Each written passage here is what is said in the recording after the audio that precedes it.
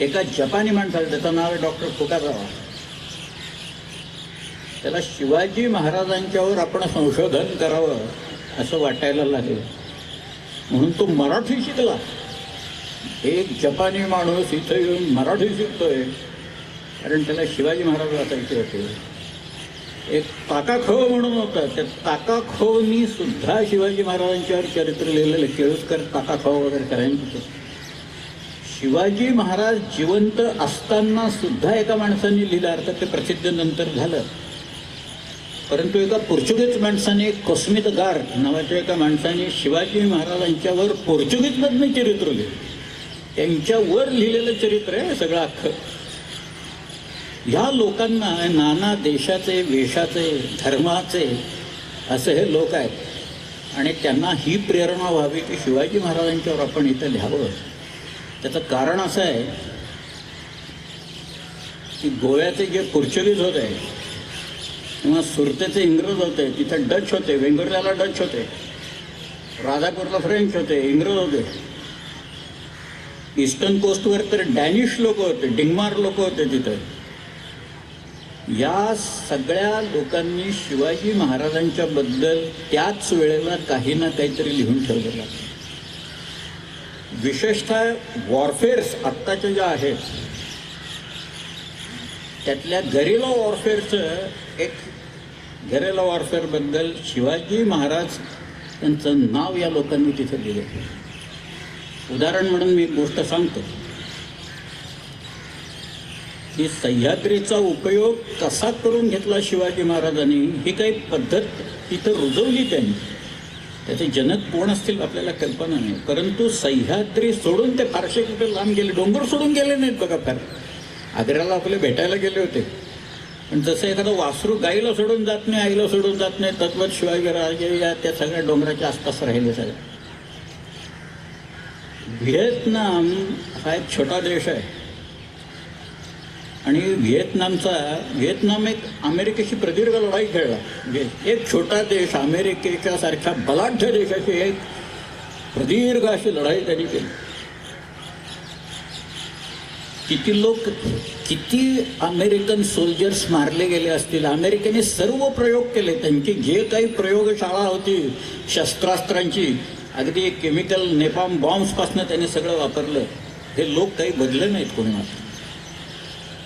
त्यांचा जो मुख्य होता हो ची मिन्ह, या हो ची मिन्ह एकदा दिल्लीत आला आणि दिल्लीत त्याला प्लॅनिंग कमिशनचं काम बघायचं होतं. त्याला मोहन धारिया दिलेले होते बरोबर, मोहन धारियानं पाठवलं, तुम्ही सांगा. तर मोहन धारियाने ते प्लॅनिंग कमिशनचं काम दाखवल्यावर मग तो म्हणाला, आमच्याकडे गायी जगत नाहीत, पाणी पाऊस सारखा असतो, आम्ही तुमच्याकडनं 100 म्हशी विकत घेतो. आपल्या लोकांनी त्याला 500 म्हशी बक्षीस दिल्या, तिकडे घेऊन गेला. असं चाललेलं असताना त्यांनी मोहन धारियांना विचारलं की भारत एवढा मोठा देश आहे, तुम्ही भारताच्या कुठल्या कानाकोपऱ्यातनं आलात? मोहन धारिया म्हणाले, आमच्याकडे शिवाजी महाराज होऊन गेले. त्यांचा राज्याभिषेक ज्या दुर्गावर झाला त्या रायगड किल्ल्याच्या जवळ असलेल्या नातं या नावाच्या गावातनं मी आलेलो आहे. तेव्हा हो ची मिन्ह त्यांना असं म्हणाला की अमेरिकेशी आम्ही ही प्रदीर्घ लढाई दिली, त्यावेळेला जगातल्या उत्तमोत्तम जनरल्सच्या स्ट्रॅटेजीज आणि टॅक्टिक्सचा आम्ही अभ्यास केलेला होता आणि आम्ही त्यावेळेला शिवाजी महाराजांच्या गेरिला वॉरफेअरचा अभ्यास केलेला, आम्हाला शिवाजी महाराज माहिती होते. आश्चर्य. पण शिवाजी राजांनी ही जी पद्धत रुजवली इथं, त्याचं बाळकडू ते लहानपणापासूनच त्यांना मिळालेलं आहे. एक ग्रंथ आहे, संस्कृतमधला ग्रंथ आहे तो. आपल्या लोकांची इतिहासाबद्दलची आस्था केवढी आहे हे सांगण्यासाठी, म्हणून मला एका गोष्टीचा मोह आवरत नाही आहे म्हणून मी ती गोष्ट तुम्हाला सांगतो. या कल्याणला एक व्यापारी होते, यांचं नाव स म दिवेकर. ह्या दिवेकरांच्या वाचनात सारखं यायचं अध्याय आणि श्लोक, अध्याय आणि श्लोक. आणि ते शिवाजी महाराजांच्यावरती होते सगळे. त्यामुळे काहीतरी काव्य असलं पाहिजे, काहीतरी एक ग्रंथ संस्कृतमधनं असला पाहिजे की याच्यात शिवाजी महाराजांचं नाव आणि त्यांच्यावर रचलेला कुठेतरी ग्रंथ आहे. म्हणून या दिवेकरांनी आपले जे दफ्तरखाने आहेत त्या दफ्तरखान्यात सगळीकडं पत्र पाठवलं की तुमच्याकडे काही पोछा आहेत का, तुमच्याकडे हस्तलिखित मॅन्युस्क्रिप्ट्स आहेत का, तुमच्याकडे काही प्रसिद्ध काही केलेलं आहे का, असा काही ग्रंथ उपलब्ध आहे का. 90% लोकांनी उत्तरच पाठवली नाही. उरलेल्यांनी सांगितलं आमच्याकडे नाही आहे. पण दिवेकर हा गप्प बसणारा माणूस नव्हता. दिवेकर सामान्य माणूस नव्हता. दिवेकरांनी जगभर पत्र पाठवली, जर्मनीत पाठवली, फ्रान्समध्ये पाठवली, इटालीमध्ये पाठवली, ब्रिटनला पाठवली.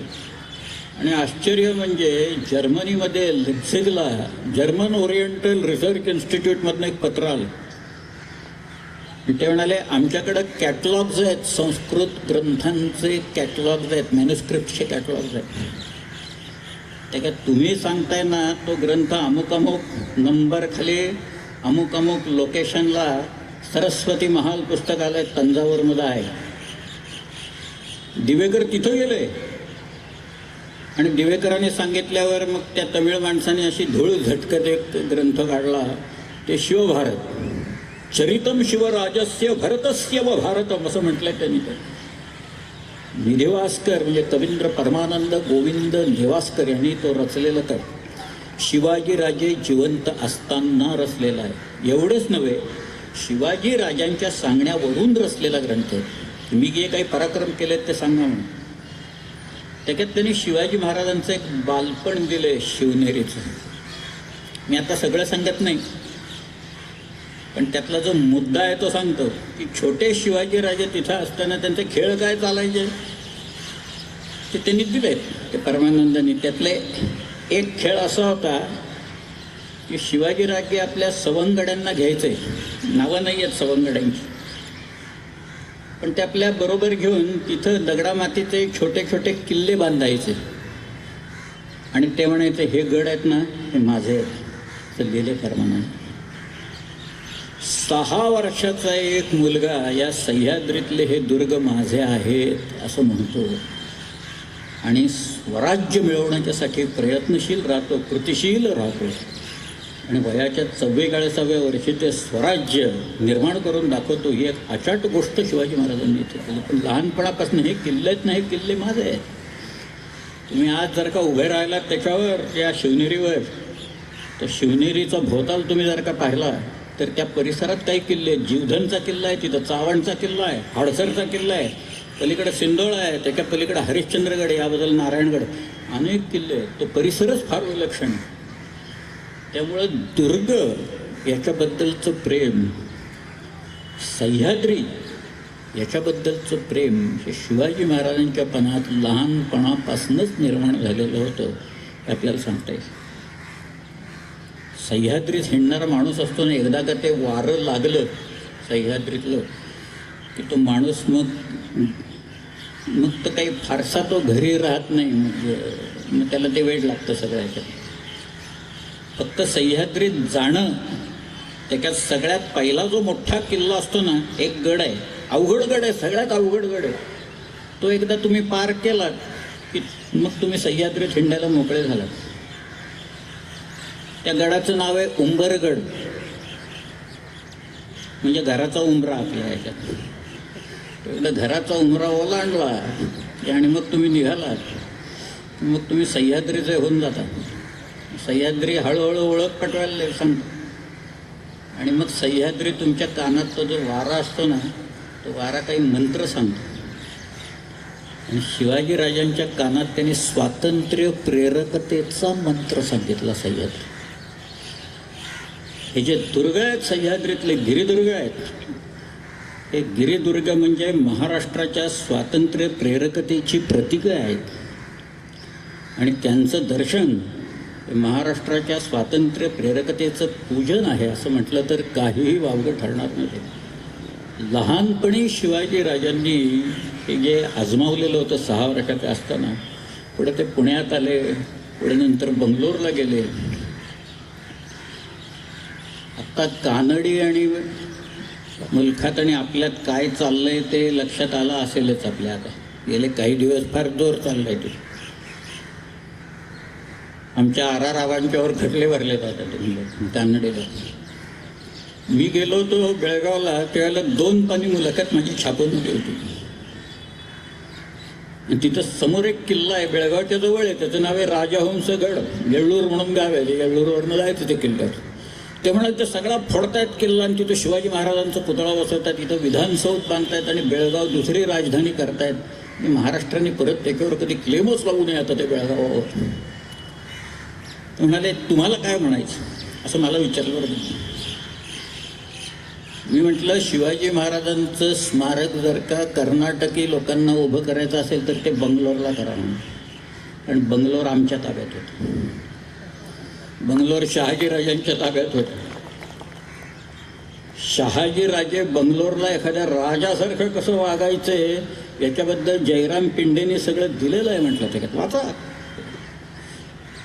त्यांचा अख्खा दिनचर्या, त्यांची अख्खी दिनचर्या कशी होती ती तिथं दिलेली आहे. आणि म्हटलं शिवाजीराजे तिथं होते, त्यांनी ते सगळं पाहिलं. आणि आल्याच्या नंतर 12 वर्षाचे शिवाजीराजे आहेत आणि त्यांनी त्यावेळेला पुणे, सुपा आणि इंदापूर अशी ही 3 हे सगळे सुभे त्यांना जहागिरीत मिळाल्याच्या नंतर शिवाजीराजांनी हा जो स्वातंत्र्याचा चंग बांधला आणि खेळ सुरू केला. आणि मग त्याच्यात एक एक किल्ले ते घेत गेले, एक एक किल्ले बळकट करत गेले आणि काही किल्ले नवीन बांधत गेले.